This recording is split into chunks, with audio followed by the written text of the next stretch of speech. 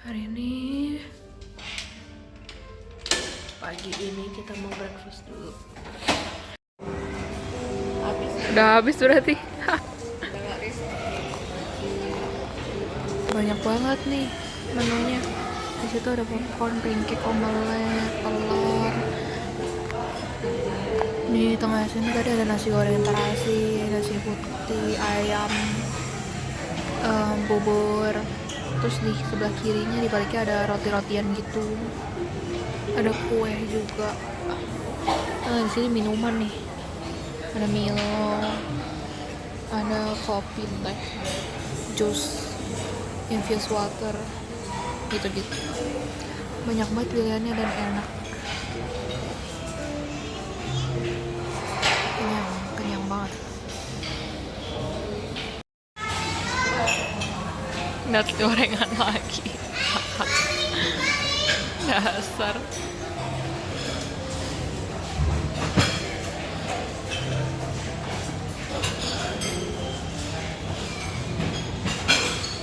Beneran ngambil kok, boy.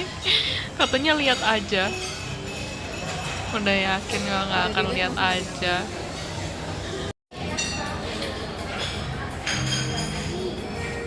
Hangat tapi hangat.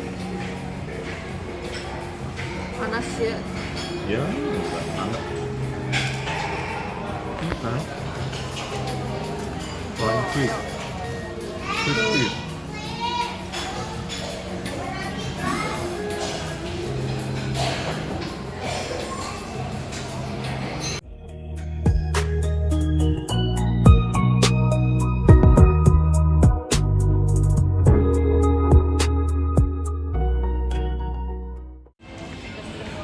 Itu kan di bawah tempat sarapan. Di sini ternyata ada biliar, terus di atas ada tempat gym. Gila, seru banget. Nanti sini lagi ya, Dok. Aldo mah nggak main biliar. Kita sekarang sudah keluar hotel, mau grab ke Keraton Kasepuhan. Sekarang jam 11:30. Kayak orang baru pertama kali main biliar. Emang iya. Hah? Orang udah pernah main sama gua. Kayak turis banget. Padahal mendung. Panas, mata kau mendung. Panas apaan? Mataharinya nggak ada. Sekarang kita mau ke Keraton Kasepuhan, mau naik Grab car bersama dengan orang berkacamata hitam dan baju hitam dan celana biru don't care. Kenapa tahu sih? Gak jelas. Goodbye. Aja ya.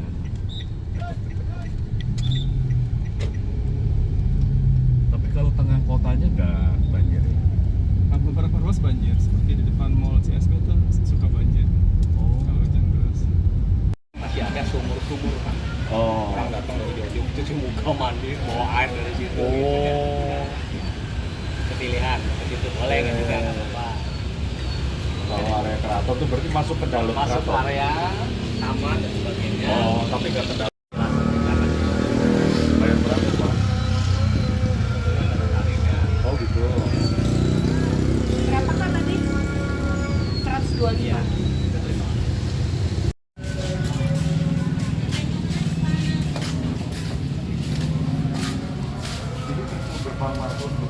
Papa pakai tour guide. Hah? Iya.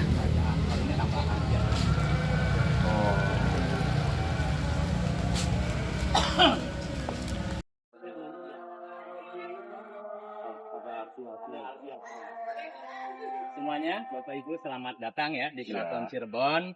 Sekarang di Indonesia, Cirebon ini keraton tertua, Pak. Oh. Dari tahun 1529. Kenapa Indonesia orang taunya Jogja ya, keraton itu. Jogja lebih terkenal gitu ya. Padahal perbandingannya Cirebon sama Jogja bedanya 200 tahun. Cirebon abadnya 15, Jogja Solo itu abadnya 17. Oh. Karena Jogja lebih dikenal karena pada masa menjelang kemerdekaan itu, Presiden Soekarno itu negosiasi sama Sultan Jogja. Sultan Jogja itu ngasih uang buat biaya kemerdekaan. Kalau sekarang itu hitungannya triliun gitu ya. Itu uang dari keraton untuk biaya kemerdekaan Indonesia. Di situ ada tekan kontrak politik. Nanti yang ngurusi wilayah Jogja harus dari orang keratonnya. Nah, mungkin Bapak tahu dulu zamannya Presiden Soeharto, Hamengkubuwono IX itu jadi wakil presiden ya. Sekarang Hamengkubuwono ke-10 jadi gubernurnya di Jogja tanpa pemilihan lagi gitu ya. Dan dulu ibu kota Indonesia sebelum di Jakarta itu di Jogja dulu. Jogja pernah jadi ibu kota ya. Nah, kita datang ke Keraton Cirebon yang dari tahun 1529, raja yang pertama di Keraton Cirebon ini namanya Sunan Gunung Jati, Pak. Sunan Gunung Jati, rumahnya di sini, makamnya di Cirebon Utara. Sunan Gunung Jati itu raja Cirebon pertama yang nama aslinya Syarif Hidayatullah. Itu dari silsilah Sunan Gunung Jati, Syarif Hidayatullah, bapaknya raja dari Mesir, ibunya ratu dari Keraton Pajajaran, Jawa Barat. Namanya Ratu Rara Santang. Salah satu istrinya ada dari maka uniknya Keraton Cirebon yang tidak ada di keraton-keraton lain. Saya udah keliling ke beberapa keraton ya, Jogja, Solo, Kalimantan dan sebagainya. Itu kita Keraton Cirebon banyak sekali piring-piring tertempel keramiknya di dindingnya. ya. Itu dari Tiongkok. Itu bawain istri Sunan Gunung Jati itu. Nah, kemudian Raja Sunan Gunung Jati itu meninggalnya di umur 120 tahun. Sangat panjang beliau hidup ya. Sehingga punya istrinya 6. 6 itu nggak bersanding, ada 6 gitu ya. Istri pertama nikah lagi. Yang keempat dari Cina namanya Putri Ongtin. Tetapi dengan Putri Ongtin itu tidak punya keturunan. Tapi barang-barang bawaannya banyak sekali sampai dihias di keraton, sampai di makamnya juga ya. Dia juga banyak bawa pengaruh. Karena Putri Ongtin sendiri anaknya kaisar. Ayahnya bernama Kaisar Yunglo. Itu Putri Ongtin di nikah Gunung Jati itu diiringi oleh pasukan-pasukan pengawalnya. Di antaranya nama-nama pengawalnya abadi namanya di Indonesia, Pak. Nanti Bapak lihat di museum ada tandu ya. Itu dari Tiongkok, pemberian dari Kapten Tan Chung Lai. Nah, Tan Chung Lai akhirnya jadi nama apa? Tanjung Balai. Ada lagi yang namanya Kapten Palembang.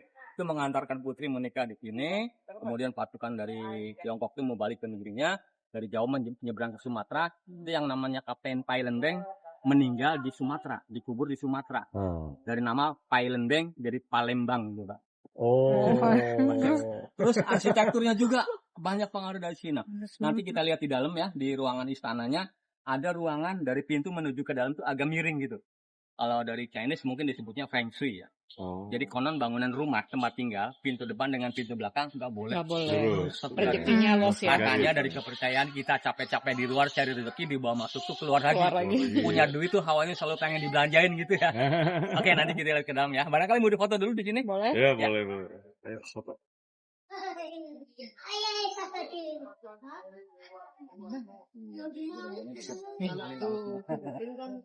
Nah, Bisa lengket-lengket tuh pakai apa dia ya, Pak? Kalau dari mitos legendanya sih walau alam ya, katanya pakai putik-putik telur. Nempelinya, tapi logikanya berapa juta telur ya, sekian luasnya. Itu dindingnya karena dibikin dari batu bata kan dibikin dari tanah liat ya, dicetak, dibakar. Itu sekeliling keraton masih ada luas 25 hektar, ada batasnya tembok seperti ini, namanya dinding kuta kosot. Kuta itu batu bata, kosot itu dikosok dulu sampai halus, disusun, kena air hujan, kena panas, jadinya nempel gitu ya. Kita kalau mengkosok telapak tangan lama-lama ada hawa panas. Iya. Jadi prosesnya demikian secara tradisional. Kalau kita perhatikan gapura seperti ini banyak di Bali. Ya kalau belum pernah ke Bali foto di sini kayak di Bali. Itu di Bali bangunan seperti ini disebutnya pura untuk membayangi orang Hindu ya. Kenapa ini kerajaan Islam?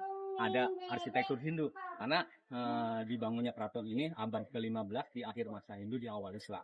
Sunan Gunung Jati sebagai raja Islam. Kakeknya yang bernama Prabu Siliwangi itu masih di era kerajaan Hindu. Gitu. Prabu Siliwangi itu jadi kakeknya ya? Dari ibu ya. Ibunya itu anaknya Prabu Siliwangi. Prabu Siliwangi itu kerajaannya di Pajajaran itu di Bogor, Pak. Nah, itu sampai sekarang Pajajaran pernah ada tapi masih belum ketemu. Termasuk rajanya Prabu Siliwangi itu moksa hilang. Nah, Prabu Siliwangi dalam cerita punya peliharanya harimau atau macan ya. Maka simbol harimau itu dipakai di Jawa Barat. Di tentara, di polisi, dan sebagainya itu menggunakan logonya macan atau harimau. Nah, itu setelah Cirebon satu kerajaan di Sunan Gunung Jati ya. Gunung Jati itu raja paling lama 120 tahun umurnya ya. Sehingga tahtanya tidak turun ke anak ataupun ke cucu. Turunnya ke cicit, Pak. Cicit itu bahasa Cirebonnya buyut gitu ya. Iya, iya. Sunan Gunung Jati punya anak, anaknya belum jadi raja udah meninggal dulu. Anaknya punya anak lagi, cucu ya. Cucunya juga Sunan Gunung Jati masih hidup, cucunya udah meninggal lagi. Cucu punya anak lagi, cicit ya. Nah, itu Sunan Gunung Jati meninggal tahun 1568. Itu cicitnya itu dinobatkan menjadi pengganti raja berikutnya. Nah, terus memerintah sampai meninggal. Nah, setelah dari raja yang kelima terjadi sejarah Belanda datang menjajah gitu ya. Raja kelima itu meninggal, itu anak raja laki-laki 2 diadu domba, dihasut gitu ya. Maka pecahlah di Cirebon, ada 2 sultannya, 2 keraton. Yang tua di sini maka dinamakan Kasepuhan. Kasepuhan itu dari kata sepuh artinya tua ya. Utara ada keraton lagi namanya Kanoman, yang nom itu yang muda, Gitu. sama halnya di Jawa Tengah, Jogja sama Solo itu sama-sama dari Mataram juga dihasut oleh Belanda ya. Nah, tempat ini paling depan namanya Siti Inggil. Artinya bangunan tanahnya tinggi. Yang dulu tempat raja dengan stafnya duduk di bangunan-bangunan ini untuk melihat acara di alun-alun. Seperti latihan perang, upacara berbaris apa di lapangan itu, raja nontonnya dari sini. Yang ini tempat duduknya penasehatnya, yang di tengah ini untuk keluarga raja, di samping kiri yang kecil tempat hajudan untuk pengawal raja, yang di belakang ini untuk para pengiring-pengiring raja. Ya, kita ada. Tapi satu Pak, saya lihat kalau di peta ada Kacaribonan. Ya. Itu pecahannya lagi atau? Pecahannya Kanoman. Oh, pecahannya Kanoman pecah lagi. Iya. Gitulah. Gitu. Jadi itu sekitar pecahnya. Itu di yang kelima juga atau masih setelah kelima itu? Setelah kelima. Setelah kelima. Kan 2 dulu ya. Ah, Nama Kanoman. itu di generasi 5-nya. Kanoman kan lebih kecil. Perkembangan keluarganya banyak. Itu sebagian pindah di Cirebon. Tapi gelarnya bukan kesultanan, kepangeranan. Pangeran. Sultan hanya Kesepuhan dan Kanoman. Itu semenjak dipecah oleh Belanda, itu Belanda itu memonitor setiap ada penggantian sultan itu kan digantikan kalau udah meninggal ya, itu digantikan, dinobatkan. Itu Belanda tuh melihat lah, memonitor gitu. Dan semua makam raja-raja yang sudah meninggal itu makamnya di Astana Gunung Jati, 7 kilo dari keraton keluar ke arah utara, ada bukit ya. Namanya Bukit Gunung Sembung, itu dimakamkannya raja-raja Cirebon, baik Kesepuhan maupun Kanoman. Nah, sekarang ini seperti kalau ada keluarga Kesepuhan yang meninggal gitu ya, pengen dimakamkan di sana, itu minta izinnya dari Sultan Kesepuhan. Kalau dari Kanoman yang ada tinggal di luar kota juga ya, masih keturunan Kanoman, pengen dikuburkan di situ kalau meninggal, minta suratnya dari Sultan Kanoman. Tetapi ke Cirebonan nggak bisa menentukan, minta ke Kanoman gitu. Karena pecahan bagian daripada Kanoman. Berarti yang keturunan dari Kacaribonan nggak bisa mau kebijakan ya. Ya, pengen di situ harus diminta izinnya ke Kanoman gitu. Kanoman. Ya, kita ke dalam. Ya, Cirebon itu arti pertama dari kata caruban artinya campuran, Pak. Ya, jadi sebelum terbentuk ada wilayah Cirebon, sudah ada pelabuhan namanya Muara Jati. Itu sudah didatangi dari pendatang dari beberapa negara, dari Arab, dari Cina, dari India, dari Persia, udah mendarat di pelabuhan Muara Jati. Itu dalam cerita nyampur, jadilah caruban arti Cirebon. Arti kedua Cirebon dari kata Cairebon. Cai itu air, Rebon itu udang yang kecil-kecil. Karena lokasi laut itu nggak jauh dari sini. Banyak nelayan mendapatkan hasil laut, dapat udang yang kecil-kecil namanya rebon. Jadilah Cirebon. Ya. Yang dulu Cirebon itu untuk bahan membuat terasi untuk bumbu masak gitu ya.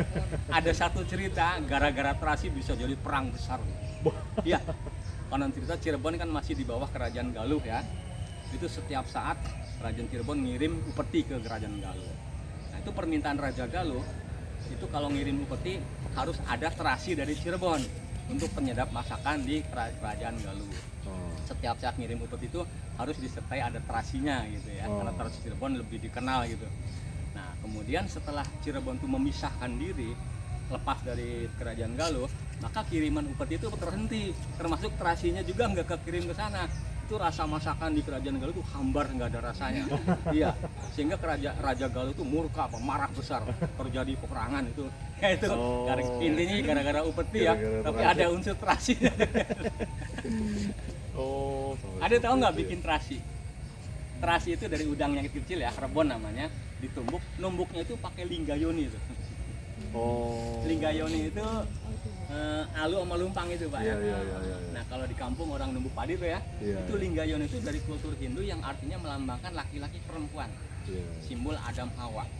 Nah itu di kampung orang numbuk padi kan yang panjang itu alunya, Iya, lingga iya. disebutnya, yang di satunya itu yoni, Yoni. untuk tempat padahnya gitu ya, melambangkan yoni atau perempuan.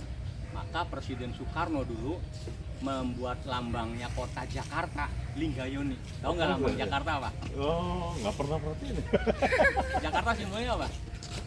Monas ya? Monas. Iya. Itu Monas yang menjulang itu lingganya. Iya. Tatakannya Yoni. Oh, gitu. Ya lanjut.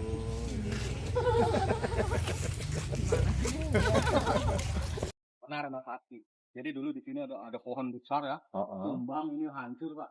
Oh. Hancur ini diberdirikan lagi kelihatan pakai semen. Aktifkan nih ya. Oh, Ini yang bawah ini sisa-sisanya nih. batu. Dari sini ke atas udah hancur jadi diberdirikan lagi pakai semen. Yang dulu nggak ada semen tuh masih rapet ya. Iya ya. Baru nyadar. Di sini tuh bahasa aslinya jadi gimana ya Pak? Ya, kalau di dalam keraton sendiri ada bahasa Kromo Inggil, itu bahasa Jawa halus. Jawa Alus. Tetapi di masyarakat Cirebon ini ada Sunda, ada Jawa Ada Sunda, ada campuran. Jawa. Karena Cirebon masih wilayahnya di Jawa Barat, yang mayoritas Jawa Barat dengan bahasa Sundanya. Tapi Cirebon itu dekat ke Jawa Tengah. Iya. Maka campuran ayah Sunda, wonten Jawi gitu loh. Bisa begitu.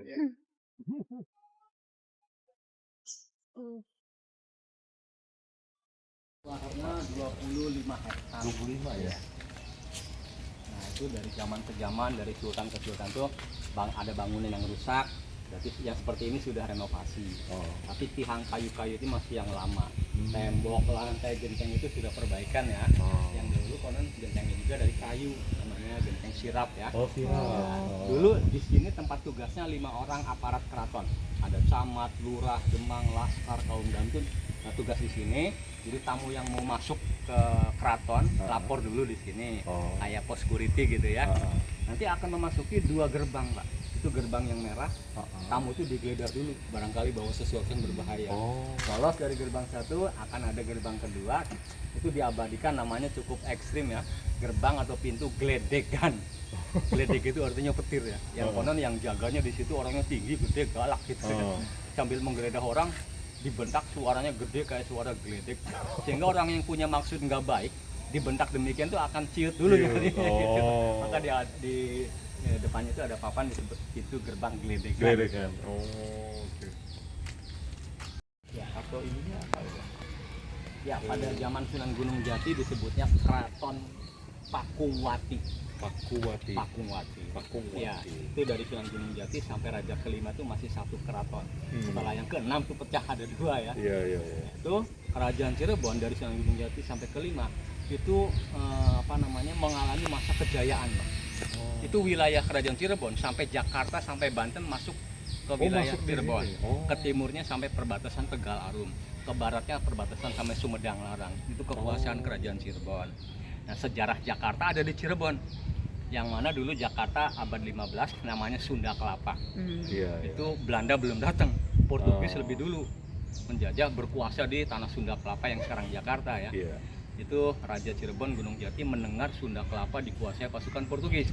Akhirnya memerintahkan Panglima Kerajaan Cirebon yang bernama Pangeran Fatahillah dengan pasukannya pergi ke Sunda Kelapa memerangi Portugis dan menang perang. Dari situ Pangeran Fatahillah dijuluki oleh masyarakat namanya Pangeran Jayakarta. Nah itu sebagai bukti sejarahnya di dalam museum itu ada baju jirah yang beratnya 5 kilo punya Portugis, ada meriam-meriam punya Portugis. Itu Pangeran Fatahillah asalnya dari Aceh, orang Aceh datang ke Cirebon tuh nikah sama putrinya Gunung Jati. Jadi menantu ya, menantu dijadikan Panglima Kerajaan di Cirebon, kemudian disuruh membebaskan Sunda Kelapa yang sekarang Jakarta dan berhasil. Maka dapat nama Jayakarta. Itu 1 orang tuh namanya banyak. Fatahillah, orang Portugis menyebutnya Valetehan ya, Jayakarta. Itu Panglima Kerajaan Cirebon.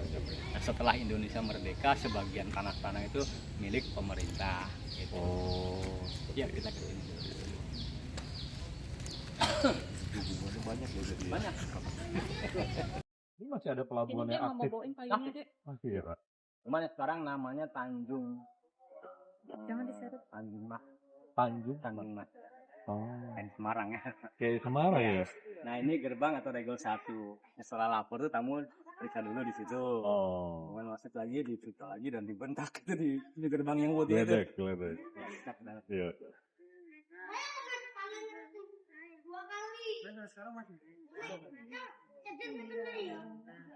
Putarnya di luar ini udah. itu ada tembok ya. Di tembok itu di luar tembok banyak rumah perkampungan. Namanya Kampung Magersari yang dahulu di era kerajaan tempat tinggalnya orang yang kerja di keraton, Mbak. Namanya abdi dalem. Abdi dalam Yang ya. bekerja tanpa upah hanya sekedarnya diberi uang lelah oleh raja. Tapi dikasih tempat. Ada 5 hektarnya di sana. Boleh membangun, boleh menempati, tidak kena pajak apapun. Tapi tanahnya tidak bisa untuk dihak milik. Silakan pakai sampai kapanpun. Jadi rumah-rumah itu nggak punya sertifikat gitu. Hak guna bangunan. Bangunan ya. Sampai sekarang. Sama sekarang. Oh. Tapi sekarang udah banyak pendatang nih. Maksudnya ada nikah dengan pihak luar tinggal Jadi udah pindah tangan Iya. ya. Tapi masih tanah. Masih tanah itu. Dan kalau sampai sekarang yang abdi dalam ini masih ada. Di Cirebon sudah nggak ada. Udah nggak Kecuali ada. Jogja. Kalau Jogja masih Iya, ada. Cirebon. Iya. Dan kadang-kadang kalau Jogja itu kan ada upacara apa? Sama di Iya, Cirebon masih- pun masih. masih ada ya? Upacara-upacara adat masih. Hmm. Ada satu suro, ada sekapenan. Berarti nanti tim yang melaksanakan itu dari mana, Pak? Ya kita ada petugas, kemudian Ah. masih banyak kan yang tinggal di luar keraton, famili-famili udah kan semua. Oh. Oke. Wah, ini udah area. Oh, ini Mutiara. Nah nanti kita akan cek Iya. dalam dulu ya. Masih. Fontnya gede kali ya. Kalau ini area apa nih, Pak? Sebetulnya. Ini musola Pak. Oh, Ada Musola itu masjid kecil, tempat sembahyang. Iya.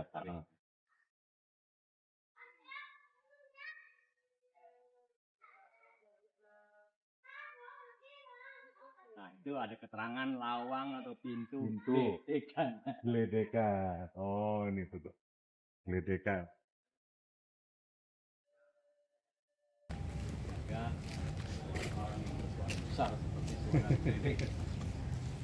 Berarti ini pemeliharaannya udah ditangani pemerintah atau? Iya, mahasiswa pengelola. Oh, dari keluarga. Keluarga. Oh. Jadi pemerintah dalam hal ini dinas kebudayaan Iya. itu membantu kalau ada bangunan yang perlu betul-betul direnovasi dengan biaya besar. Kalau Oh. sehari-hari dari tiket pengunjung ini untuk perawatan sehari-hari, Untuk, oh. seperti di depan tuh ada bangunan udah kerubuhan pohon. Hmm. Jadi kita nggak bisa langsung untuk menanganinya. Kita lapor dulu Oh. ke pemerintah, dinas pariwisata, kebudayaan itu yang akan membangunnya. Oh, dari mereka ya. Karena ada undang-undang cagar budaya. Cagar budaya ini ya.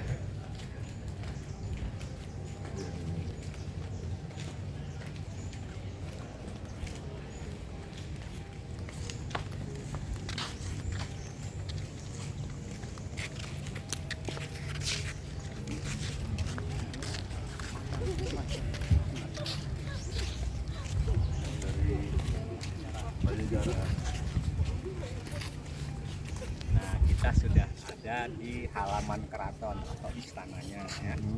Raja dimanapun keraton semasa hidup rumahnya di keraton atau istana. Oh. Sedangkan tempat kuburannya raja-raja dimanapun keraton namanya astana. Oh. Itu bedanya istana dan astana ya. Oke. Kalau Bapak tahu zaman dulu Presiden Soeharto semasa hidupnya di Istana Negara ya. Iya. Sekarang Presiden Soeharto di Astana Giri Bangun. Giri di Bangun Solo, ya di Solo. Astananya 7 kilo keluar dari keraton. Oh. Nah, dulu tamu-tamu yang sudah sampai di sini itu sudah steril, sudah beberapa kali pemeriksaan ya. Nah, sudah lolos dari gerbang geledekan. Itu sebelum diterima di istana ada ruang tunggunya nih yang terbuka. Namanya pendopo Sri Manganti. Sri artinya raja, Manganti itu menanti. Jadi nunggu dulu tamunya sebelum keputusan diterimanya di ruangan mana. Itu luas sekali gedungnya. Nah, di depan ini ada 2 patung macan putih, harimau putih. Itu lambang dari kerajaan Pajajaran, Siliwangi. Dari cerita Prabu Siliwangi itu raja kuat, raja hebat di Sunda ya. Itu pengawalnya saja macan. Jadi bukan macan semacan-macannya dari cerita gitu ya. Ada 2 macan putih yang namanya Kilodaya dan Kijagabaya. Kata orang Sunda si Maung Bodas ya, harimau putih. Itu ikonik daripada Sunda, Jawa Barat atau Pajajaran ya. Nah, itu simbol macan putih adalah simbol dari Pajajaran. Kenapa ada di Cirebon? Karena Cirebon ini cucunya daripada Pajajaran.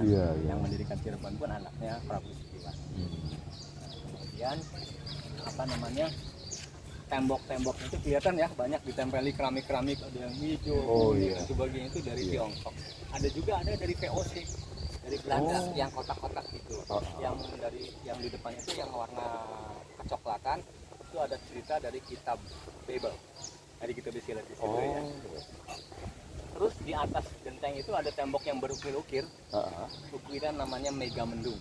Nah, yang menjadi ikon batik Cirebon ya.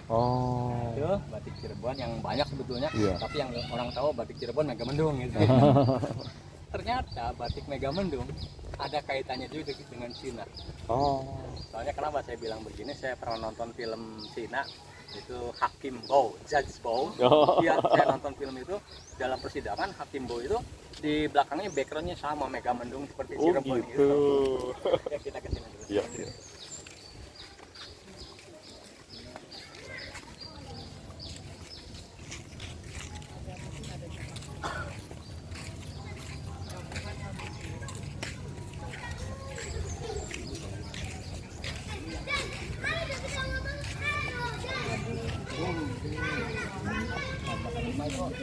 Meninggal ya, itu rahasianya dipecah oleh Belanda sebuah nama kapal.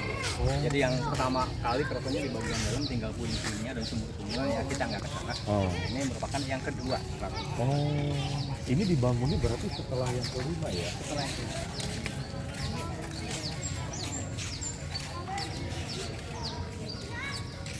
Aduh, buka dong. Apa namanya? Gratis.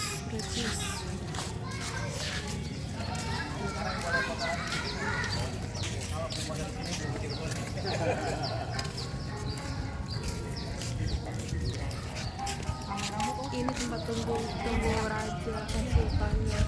Sri Manganti, Sri itu sultan, Manganti itu menanti raja. Menanti.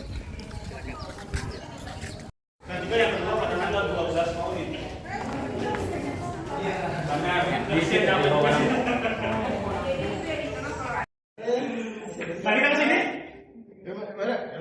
lihat dalamnya ini nulis yang intip dari sini ya. Ini saya yang tadi saya cerita ruang depan yang lantainya kuning-kuning 5 kotak ya.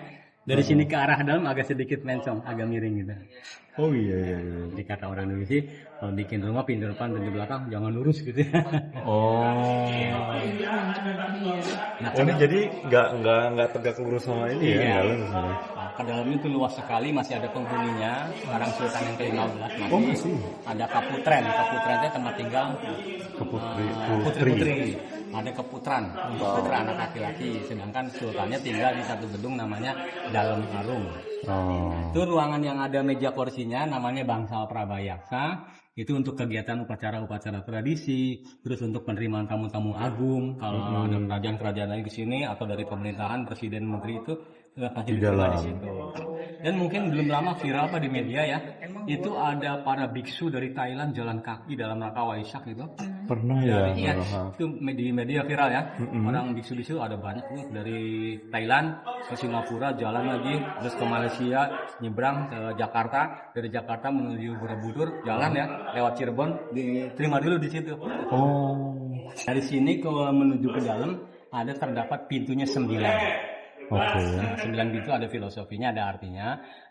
Orang Cirebon bilang lawang sanga, pintunya 9 ya. Karena Sunan Gunung Jati Raja Cirebon tergabung dalam sebutannya Wali Songo. Wali yang jumlahnya ada 9 di Jawa. 9 wali itu 5 di Jawa Timur, 3 di Jawa Tengah, 1 di Jawa Barat di Cirebon. 9 dari segi penghitungan adalah angka tertinggi. Kalau 10 angkanya 2. Ya. Maka 9 dikalikan angka berapapun ya jumlahnya akan 9 juga.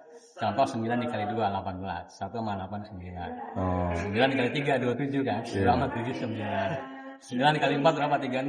3 dan 6 9. 9 dikali 5 45. 4 tambah 5 juga 9. 9 kali 9 81 juga 9. Itu rahasia nggak 9. Maka kalau orang main apa QQ tuh 9 sama 10 menang 9. Dan yang unik Pak ya, di era sekarang yang zaman sekarang udah modern ya, masih juga banyak orang yang meyakini tentang angka. 9 katanya angka bagus, angka keberuntungan, angka hobi. Dan jarang orang nggak suka biasanya dengan angka 13 Pak. Ada peribahasanya gimana 13 itu angka apa? 13 asa. Sial ya. Betul kan, nggak pernah jawab ya. Katanya gitu. Soalnya apa? 13 katanya kurang beruntung dan banyak orang nggak suka dengan angka itu. Maka sampai sekarang kalau ibu bapak ke hotel cari kamar 13 nggak ada. Nomor rumah juga nggak ada. Oh. Saya di Cirebon lihat ada BCA Pak, Bank Sentral Asia itu ada 20 tellernya, 1 sampai 20 itu 13-nya nggak dipasang. Loncat. 3, 4, 5, 6, 7, 8, 9, 10, 11, 12A, 12B, baru 14. Oh, 12AB. Makanya gitu ya. Itu, dari keyakinan-keyakinan Iya, ya. iya. Dan 9 yang lain juga ada di tubuh kita. Kita nggak pernah nyadar nih di badan kita ada lubangnya 9. Oh, gitu. Itu di tubuh ini yang sempurna ada lubangnya 9. 1 mulut, 2, 3, 4, 5, 6, 7. 7 di atasnya, di bawah 2. Pasti. Kalau 8 kurang sempurna, ada kekurangan. Itu filosofi orang dulu membuat begitu, Pak. Nah, itu dari zaman ke zaman keraton ini sudah beberapa kali renovasi ya. Yang tadinya semua bangunan temboknya pun merah kayak di depan, tiang juga kayu, tapi yang di dalam ini yang tiang putih-putih itu sudah kelihatan modelnya model gaya Eropa ini. Yang Dan putih, ini udah semen ya, Pak? udah. Oh. Nah, ini yang lantainya pun udah sekitar tahun 40-an, lantai ubin begitu ya, tegel. Iya. Nah, ini tiang putih itu sudah gaya Eropa. Berarti waktu dibangun memang sudah begini ya? Lantainya itu kayak terakota, ada di depan. Oh, terakota tuh kayak Bata merah gitu. bata-bata merah. Oh, itu awalnya. Tapi dinding-dindingnya ini udah beton semua. Tadinya merah kayak gitu. Oh, merah semua. Dari zaman ke zaman perbaikan. Iya, Oh ya, iya. seperti ini tadi saya bilang. Yang warna coklat khususnya itu dari kitab Bible, Injil Perjanjian Lama. Ini sedikit yang saya tahu ya. Ini ada orang ditarik bajunya oleh istri raja. Itu menggambarkan kisah Yusuf atau Yosef. Oh. Ya. Terus ada lagi di situ apa namanya ya? Ini ada Jadi ini dibawa dari Belanda. dari Belanda.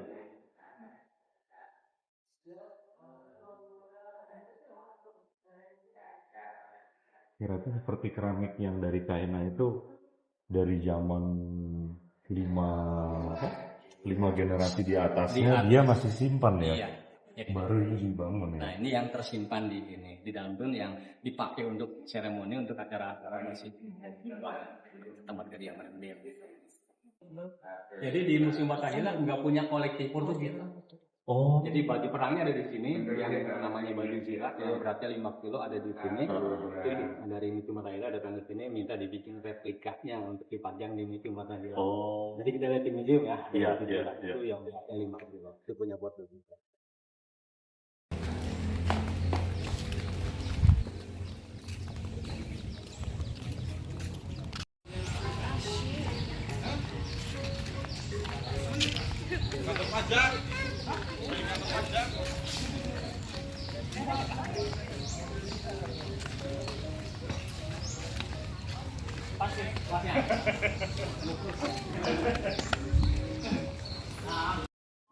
Disebut perang kedongnya.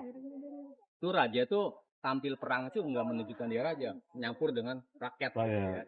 Nah, namanya Safiuddin karena Sultan itu raja itu senang dengan apa namanya belajar ilmu kanuragan. Itu sangat sakti ya dibilang gitu ya. Tadi kan ada yang terbunuh raja itu, Iya. tapi bukan dia sebetulnya. Ada bayangannya dia. Nah, itu dengan gelarnya Mata Ngaji. Safiuddin alias Mata Ngaji. Mata Ngaji itu dari kata ajiannya tuh matang gitu. Oh. Maka dijulukin Mata Ngaji. Oh. Itu Belanda itu pernah mengebom Gua Sunyaragi. Udah pernah ke situ belum? Di Cirebon ada objek wisata Gua Sunyaragi, masuk ke lorong bawah tanah ya. Tapi di atasnya itu semua batu karang. Kan Cirebon dekat laut ya, banyak batu karang itu di dia. Nah, seperti itu tuh. Ya, yang di atas makan putih batu karang Itu ya. ya. Itu Gua Sunyaragi itu ke bawah tanah. Jadi di dalam itu banyak ada ruangan-ruangan.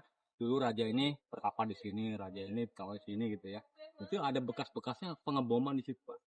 Yang bekas Belanda mengebom gua itu ada bekasnya di situ ya. Nah di situ nanti kalau bapak ke sana ibu ke sana ada pemandu menjelaskan ada 2 kamar di situ untuk raja bertapa. 1 kamar bisa menuju ke Mekah, 1 kamar menuju ke Cina. nggak ngerti kenapa dua negara itu antara Mekah dan Cina gitu yang difilosofikan gitu ya. Itu itu gue sini lagi bisa dikunjungi Pak, tapi sampai jam 5 juga ya.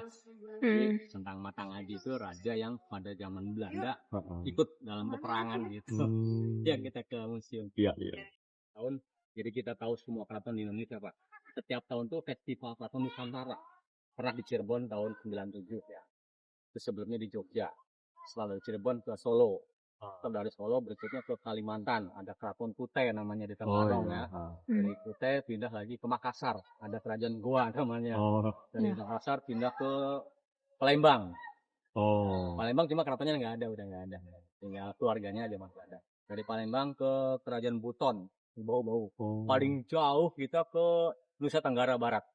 NTB, ada Kerajaan Bima namanya Pak. Kerajaan juga ya. Iya. Nah setelah dari Bima, rencananya tahun 2020 itu di Bali. Di Bali ada kerajaan-kerajaan Hindu ya. Tapi kebentur COVID, jadi sampai sekarang belum ada lagi. Belum terlaksana lagi ya. Ternyata kita nilai, wah Cirebon ini punya keunikan sendiri gitu. Ada beberapa arsitektur, ada ornamen-ornamen, masih punya tembok batu bata kayak gitu. Di Jogja nggak ada. Jogja cuma udah bangunan kolonial ya. Iya. Nah Ibu Bapak, ini Museum Pusaka yang dibangun baru tahun 2016. Yang sebelumnya ini kosong, namanya Taman Kemandingan. Dahulu prajurit-prajurit kerajaan kalau habis latihan perang itu istirahat di sini sambil naruh kudanya di pohon-pohon, bawa senjatanya pedang, keris dan tombak itu senjata tajam ya. Itu dicucinya di sumur itu. Itu dulu nggak dipagar gitu ya. Jadi buat nyuci pedang, nyuci tombak dan sebagainya. Sekarang semua ada di dalam sini ya. Ini dibangun 2016, peresmiannya tahun 2017. Waktu itu presidennya masih Pak Jokowi ya. Di dalam masih ada tanda tangannya. Gitu. Ya kita ke dalam. Iya.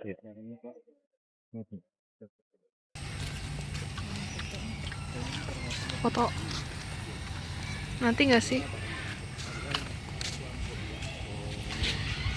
Yang buat cuci-cuci.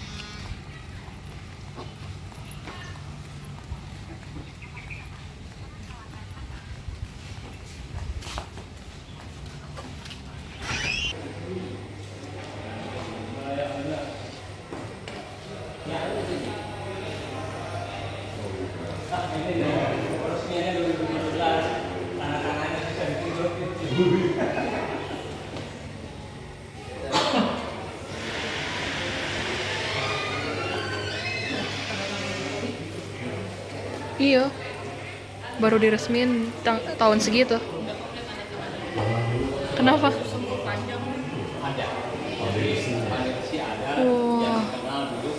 Wow. Gandring, itu masih di era zaman Hindu gitu ya. Jadi keris-keris yang ampuh itu dibuat oleh para empu, memang ya punya nilai mistisnya gitu ya. Ya sampai sekarang masih banyak pejabat-pejabat nyari. Gitu. Nah ini merupakan yang digunakan oleh prajurit-prajurit, bukan punya rajanya gitu ya. Jadi keris-keris, ada tombak, ada pedang itu yang digunakan untuk pasukannya masih tersimpan di sini, tapi yang punya raja-rajanya tersimpannya di ruang khusus. Dan benda-benda tajam atau benda pusaka ini masih dirawat secara tradisional, itu dicucinya setahun sekali. Iya, itu bukan yang Cirebon ya, Cirebon, Jogja, Solo, itu suruhan tuh nyuci pusaka. Nyuci pusaka ya. Nyucinya pakai bahan-bahan tradisional. Jadi seperti keris itu benda logam ya, ada kotorannya, ada karatnya. Itu direndam dulu pakai air kelapa. Bukan santan, airnya kelapa gitu ya. Itu nyaris sampai seember besar itu. Nah, keris-kerisnya direndam pakai air kelapa, itu kotoran karatnya itu akan lepas. Direndam pakai air kelapa itu. Karena air kelapa mengandung asam ya. Nah, kemudian keris itu di dalamnya ada guratan-guratan namanya pamor.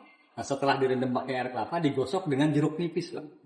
Pipisnya dibelah, digosokkan benda keris, itu nanti pamornya kelihatan lagi. Nah setelah itu dibilas pakai air. Nah, sebelum dipasang tuh dikasih minyak wangi. Ada cendana ataupun melati tergantung selera ya. Keris-keris itu selain benda tajam, ada fungsi Pak. Ada unsur mistisnya gitu ya. Jadi sampai sekarang masih banyak pejabat-pejabat tinggi nyari benda-benda pusaka itu. Ada namanya keris Cempana Bungkem. Itu dari karismatik benda itu biasanya pejabat yang dicari yang begitu Pak. Kalau ada demonstrasi huruf-huruf kekacauan itu, dengan karismatik keris itu akan bisa meredam suasana, dibungkem gitu ya hasilnya. Bapak lihat di sini ada nama keris cukup unik namanya. Brojol. Ya, keris brojol ini dulu pegangannya Paraji. Tahu nggak Paraji? Kalau sekarang bidan, dulu dukun beranak ya. Zaman dulu kan nggak ada bidan, dukun beranak namanya Paraji itu punya pegangan ageman keris namanya brojol. Bukan kerisnya untuk dibedah ke tubuh pasiennya, bukan. Jadi kerisnya itu direndam di air gitu ya, dengan doa-doanya, mantra-mantranya. Kemudian airnya itu diusapin ke tubuh pasiennya. Yang dimaksud brojol itu supaya lancar dalam proses kelahirannya gitu. Pakai keris juga ya. Sekarang udah banyak bidan jadi ya udah nggak fungsi.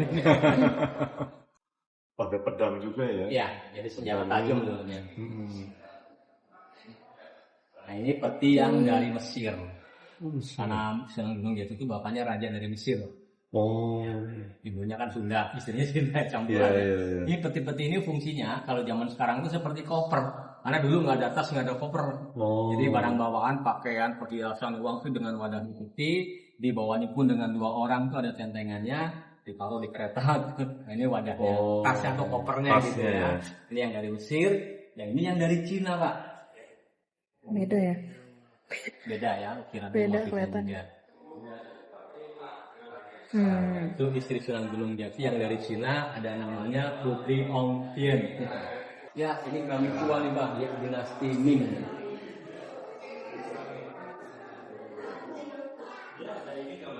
Nah, ini ada peti yang disusun-susun, namanya peti ceraken. Ceraken itu dari kata ceraki. Nah, peti ini dulu untuk wadah jamu. Kalau sekarang kotak obat.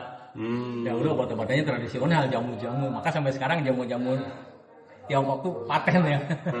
Nah ini ada beberapa susun. Jadi yang bagian atas tuh untuk bagian sakit kepala, sakit leher, sakit perut dan sebagainya. Itu dari ramu-ramuan, dari tumbuh-tumbuhan, dari dedaunan gitu ya. Ini peti ceraken buat wadah jamu. Cangkir.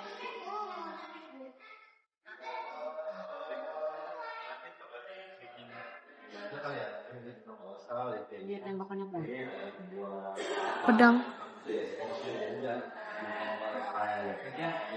Wih, gedenya. Hanya dinaikin oleh raja. Istrinya pun nggak boleh. Ya, dulu ini yang pertama kali naiki yaitu Raja Gunung Jati. Berakhir di Raja ke-10. Ini buatan tahun 1549. Terakhir dipakai tahun 1942 Pak. Masih dipakai. Iya, Raja ke-10 itu terakhir menggunakan ini. Dan tahun 1942 itu menandakan akhir masa kerajaan. Sebab 3 tahun kemudian 1945 sudah terbentuk negara Republik Indonesia. Pemimpinnya bukan raja lagi, udah presiden ya. Maka raja-raja sultan-sultan dimanapun ya sekarang jabatannya pemangku adat, nggak punya kekuasaan. Kekuasaannya di presiden. Dulu raja itu kekuasaannya mutlak melebihi presiden. Raja itu jabatannya sampai meninggal, baru digantikan oleh anaknya gitu kan, turun temurun. Nah kalau presiden kan melalui pemilihan ya 5 tahun, pemilihan lagi gitu. Kayak Pak Jokowi udah selesai 2 kali 5 tahun. 2 kali. Ini kereta ini namanya Singa Barong, dibuat oleh arsiteknya yang bernama Pangeran Losari. Nah, Pangeran seorang darah biru keturunan kerajaan, dia kalau sekarang arsitek gitu ya, bisa membuat ini dihadiahkan kepada raja. Tetapi Pangeran Losari itu meninggal tidak dimakamkan dengan familinya di Astana, di tempat kuburan raja-raja, tapi dikuburnya di perbatasan Jawa Tengah, Jawa Barat. Maka sekarang desa itu namanya Losari, Pak. Di situ ada kuburannya Pangeran Losari yang membuat ini. Nah, Pangeran Losari ingin memberikan hadiah kepada Raja Gunung Jati, membuat kereta ini hasil dari meditasi. Dari cari inspirasinya gitu ya. Dalam berkapannya dia membayangkan dapat inspirasi kereta ini perwujudan dari 3 makhluk 3 negara bahkan. Ada paksi, ada naga, ada liman. Liman itu artinya gajah ya. Ada belalai gajah, ada trisulanya di situ. Itu gambaran persahabatan dengan negara India. Kepala mulut tanduknya itu dari liong atau naga. Dengan Cina jelas sekali. Saya paksinya dari kultur Timur Tengah. Nah, ini hebatnya kereta dapat predikat dari negeri Belanda. Ini kereta Cirebon, kereta Singa Barong terantik di dunia.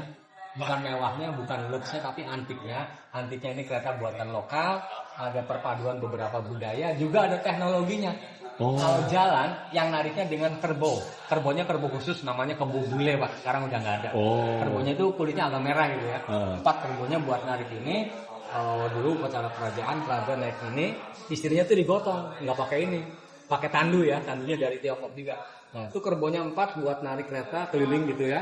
Kalau rodanya muter, itu sayapnya goyang gitu. Kayak terbang. Itu saya peragakan begitu ke orang Belanda. Ini kereta paling antik sama dia lihat kerajaan-kerajaan di Inggris, di Yunani. Karena dia bilang antiknya itu ada teknologi, ada perpaduan beberapa budaya. Tadi selain sayapnya goyang-goyang itu, lidahnya keluar masuk gitu. Karena dari sayap zaman dulu udah bisa bikin kayak gitu. Sayapnya gerak, lidahnya melet-melet. Itu terbuat dari apa Pak bahan patungnya? Semuanya itu? kayu. Pelapisnya besi. Besi sudah ada, tapi karet ban belum ada. Nah ini di depan untuk kusir, di atas rajanya, di belakang itu ajudannya berdiri. Nah, kalau kita lihat roda belakang itu sepertinya kayak miring ya. Itu bukan miring karena keretanya sudah lama, tapi Pangeran Lestari membuat bentuk roda seperti itu dapat inspirasinya dari payung. Kita kalau buka payung itu jari-jarinya cekung gitu ya. Nah, itu fungsinya dulu kalau dipakai acara kirap keliling gitu ya. Waktunya hujan, dulu kalau hujan di jalan masih becek, belum aspalnya sekarang. Supaya kotoran beceknya nggak masuk ke bodi kereta, membuangnya keluar gitu. Bawa payung gitu ya, dibuka payungnya, putar tangkainya, kalau hujan deh, nyipratnya ke sini nggak akan ke sana gitu. Iya. Udah mikirin ya. Sekarang ada pelek namanya racing gitu Pak. Ini bahannya kayu, jenis kayunya namanya kayu laban. Kayu laban itu lebih keras daripada kayu jati seperti kayu tembesi gitu ya. Sekarang kalau ada upacara-upacara adat tradisi keraton ini sudah nggak dipakai, tapi sudah dibuat replikanya ada di belakang. Ini sudah nggak bisa disentuh. Gitu. Iya. Silakan kalau kamu difoto. Iya. Portugis dulu.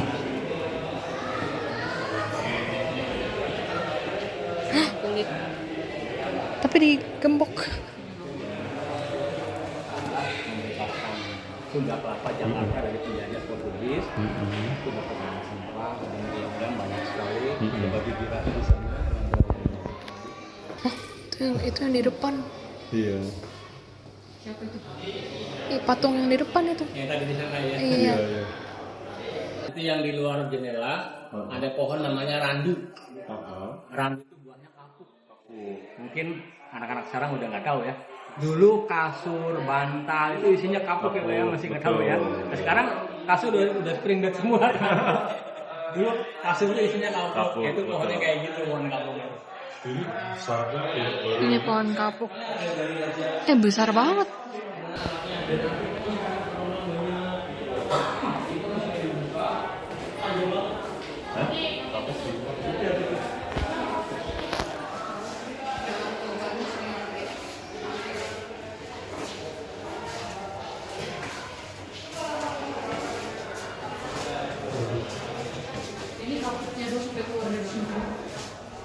Hah?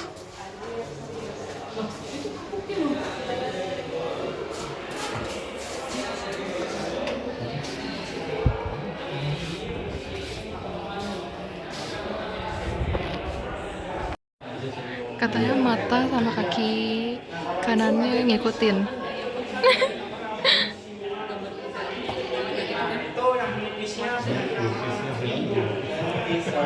Dari daerah Garut Pak. Orang Indonesia. Iya, kok bisa sih? Aduh. Kok bisa sih? Selalu biasanya naga. Dari Mongolia yang menggila ikan. Naga. Ini yang didapat di kapal yang ditumpangi oleh pasukan China itu. Jadi sepertinya kayak meriam sundut di si pelurunya itu disundut lubang belakang itu meledak. Meledak baru dia nembak ke sana ya. Ke 14 malah, 14. Lucu banget.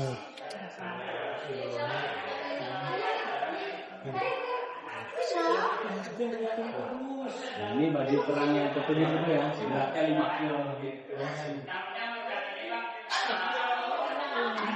Jadi dulu orang pasukan Portugis datang ke Sunda Kelapa Jakarta tuh Dan sekarang saya bisa lihat hanya di film-film aja. Iya, Kayak iya. Gladiator, kerajaan-kerajaan Romawi gitu kan. Seperti ini bajunya ya. Ini juga logam Bromo ya? Semuanya.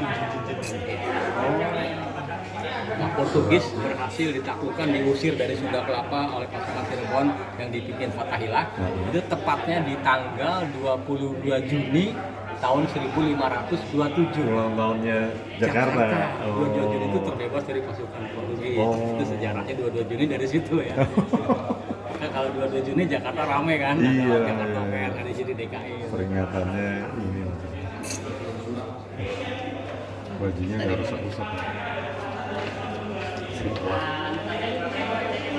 Jadi kalau ditusuk nggak tembus dia. Kan ujungnya tombak. Oh. Tombak kan panjang ya, pakai kayu, kalau nggak dipakai ini dilepas kayunya. Kayak pagar. Ini yang pisaunya itu samping. Oh ini ya. Masuk, tarik, isi perut, Wah, keluar semua ya. Ini yang 4 pisau, ada yang 3 pisau namanya trisula. Ini yang 4 namanya trisula. Oh, Trisula. Trisula. Ini ya? Kalau 3 Trisula. Trisula. Kayak ngerepot sama. Mulai ke belakang barangkali di sini. Iya.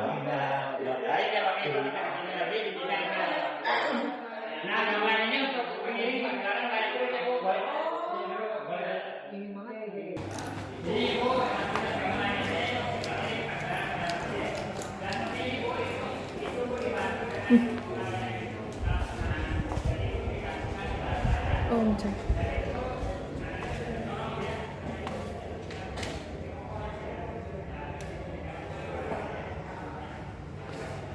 Apa pak? Ini ada kurungan, ada kursi, ada tangga. Ini kurungannya umurnya udah 100 tahun lebih. Dibuatnya dari bambu hitam tahun 1899. Fungsi kurungan ini dulu untuk upacara tradisi namanya terdaksiten, Pak. Yaitu acara tradisi anak bayi pengen belajar jalan umur 7 bulan dikurung di situ. Oh. Tradisi Jawa ya. Jadi anak 7 bulan zaman dulu kalau punya bayi belum 7 bulan tuh nggak boleh taruh di tanah dulu. Oh. Karena tanahnya masih tipis, masih digendong atau di tempat tidur. Pas umur 7 bulan mau jalan, pertama diinjakkan ke tanah dengan seremoni turun tanah dimasukin ke sini. Oh. Suruh milih apa di dalamnya. Ada uang, ada buku, ada kitab, ada macam-macam gitu ya. Katanya yang apa anak itu pilih nanti besarnya pindah di bidang itu. Oh. Uang mengarah ke bidang bisnis, perekonomian, keuangan, kitab mengarah bidang keagamaan, keris itu senjata di bidang militer atau tentara, apalagi buku di bidang pendidikan dan seterusnya. Betul tidaknya Tuhan ya, ini Iya. tradisi. Tradisi. Itu dulu ada turis dari Korea. Saya cerita ini ada juga Pak di sana. Oh, Di gitu. Korea tapi nggak pakai kurung. Oh. Jadi pakai nampan ya. Oh. Ada hitungan cimpua, ada uang, ada pensiun, Iya, ada buku, ada macam-macam gitu ya. Jadi untuk lihat karakternya katanya suruh pilihnya apa. Oh, mereka bayinya yang pilih sendiri. Kalau ini apa? Alat ini apa? Oh iya, jadi ini dalam upacara itu si anak duduk dulu di sini, ya. Oh, gitu. Didampingi orang tuanya. Wah anaknya diturunin nih, diangkat turun tangga, terus dimasukin ke kurungan, terus dilepas itu anak ya. Oh. Itu simbolnya. Kursi itu lambang ibu, karena orang dilahirkan ibu. Tangga itu lambang ayah sebagai kepala keluarga ya. Kurungan itu adalah lambang dunia. Kita orang lahir ke dunia ini ada ayah dan ibu gitu ya. Terus memilih bakatnya sendiri. Anak itu nggak bisa dipengaruhi. Orang tua biasanya senang yang bergabung sih, duit atau apa. Anak kalau apa nggak bisa dipengaruhi, suruh ngambil uang senangnya yang ini gitu. Itu Saya apa dikurungin. namanya tes bakat seperti itu.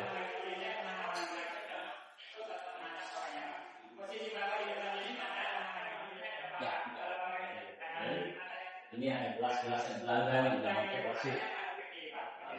Tahun itu Semua ya. 1745. Buset, ember ini. Ini untuk sembayangan Buddha dari Cina, itu bel-bel tinggalan dari Kapten Tanjungan. Oh. Tanjungwei. Tumenggung Arya Wirajula. Tanjung Balai. Kayak mandau. Iya. Iya itu Kalimantan. Mandau. Yang jualan makanan macam ini kawan baru kecil awalnya Hah? Punya? Bangsa babi hutan. Punya siapa? Nggak tahu, lupa dikasih atau apa gitu. Nggak tahu di mana sekarang. Masuk keluarga itu diberi hadiah dulu. Ini kursi-kursi model Eropa namanya tuh nama Belanda ini. Apa namanya Sice. Sice itu bahasa Belanda, artinya kalau sekarang tuh sofa gitu ya. Oh. Kursinya boleh dari 1845. 1545. 1845. Oh. Kayak kursi siapa?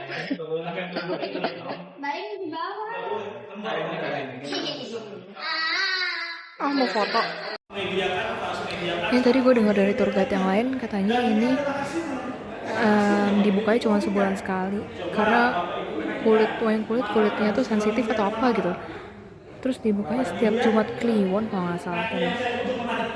Makanya nih ditutup. Terus nih, aduh bagus banget keretanya. Ini asli, cuman dari kayu sama besi doang karena belum ada karet. Terus katanya kan tadi kalian udah dengar sayapnya sama lidahnya itu bisa gerak kalau ininya jalan, keretanya jalan. Ininya dia merepresentasikan 3 negara.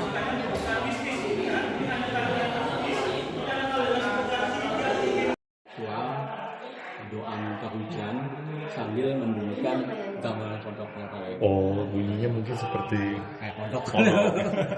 mancing supaya hujan.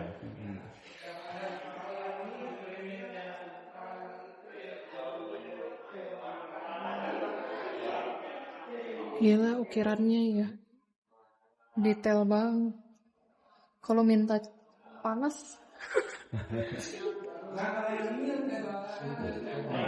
Nah ini sebelum dibangun gedung ini, ini batu masih ada di sini tetap ya, masih ada di luar halaman gitu ya. Nah ceritanya batu ini tuh sering diikutin orang. Nah, maksudnya orang tuh ngejengkalin batu ini kan. Ya. Maksudnya mau dipindahin gitu? Enggak, kalau ini batunya di sini dari dulu ya. Jadi orang menyebutnya batu kilan. Kilan itu jengkal gitu ya. Oh. Jadi ceritanya orang lagi terpuruk usahanya gitu ya. Dia sambil lagi ngelakon gitu ya. Itu iseng ngejengkalin batu itu. 3 kali bolak-balik itu enggak roboh. Sekian ukuran sampai balik 2 kali sampai balik 3 kali pas terus gitu. Setelah dari situ dia pulang tuh apa namanya sukses besar lagi gitu ya. Nah ini orang banyak niru gitu. Dari ujung ke ujung itu orang jengkal balik lagi yang kedua enggak akan sama. Berubah ya? Kayak berubah gitu ya? Kalau orang kan beda-beda ya, ada yang gede, ada yang kecil gitu ya. Ujung ke ujung, makanya 10 jengkal, lebihnya berapa jari. Nah balik lagi bisa pas gitu. 3 kali nggak akan sama. Itu mitos ya. Pakai kapur, jadi dikunyah sampai ludahnya tuh merah ya. Orang dulu giginya kuat-kuat ya. Ini buat wadahnya gitu ya. Sering ngiring gitu ya? Lalu putri-putri orang suka menjahit ya, wadah benang, jarum dan sebagainya. Yang di bawah ini tempat wadah air, kendi tapi dibikin dari buah labu. Oh, kulit labu Labu ya? betul, tinggal kulitnya aja. Jadi isinya bijinya udah dibuang kosong, dikeringkan, dan ini buat tempat wadah air. Justru saya lihatnya di film Cina, Drunken Master itu ya, pendekar mabuk seperti gitu, wadahnya gitu.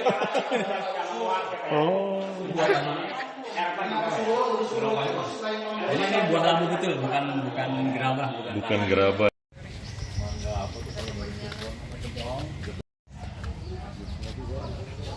kita udah selesai. 3,5 kilo. 3,4 kilo. 47 menit. Kemana? Hotel. Mau kemana lagi? Mau makan apa? Kita sekarang lagi makan nih di sini kue tel Singapura. Ini alamatnya. Jadi jalan kaki aja dari Keraton Kasepuhan. Di sini di depan jalanannya mirip sama yang di Semarang. Enak mah. Enggak. Kenyang. Kue tiaw mie Hokkien kayak tiap hari. Punya saya udah habis pak. Yeay.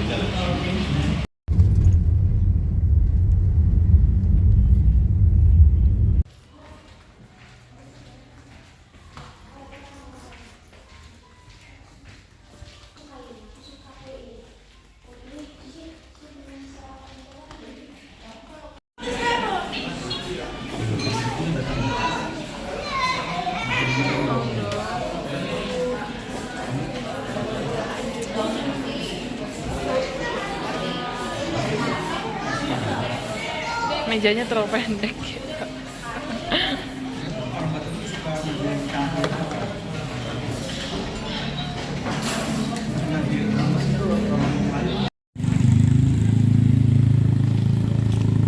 Renata, kita baru saya makan.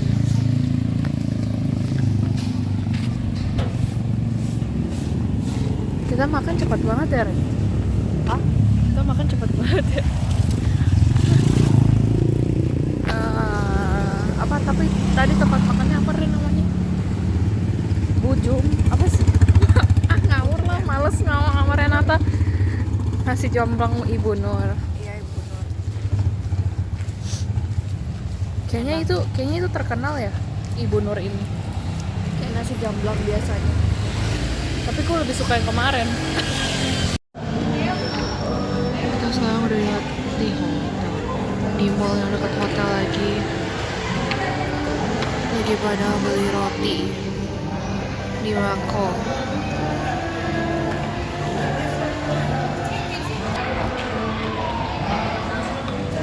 Besok udah goodbye Cirebon. Kita lanjut ke Kuningan. Kita udah sampai di hotel lagi guys.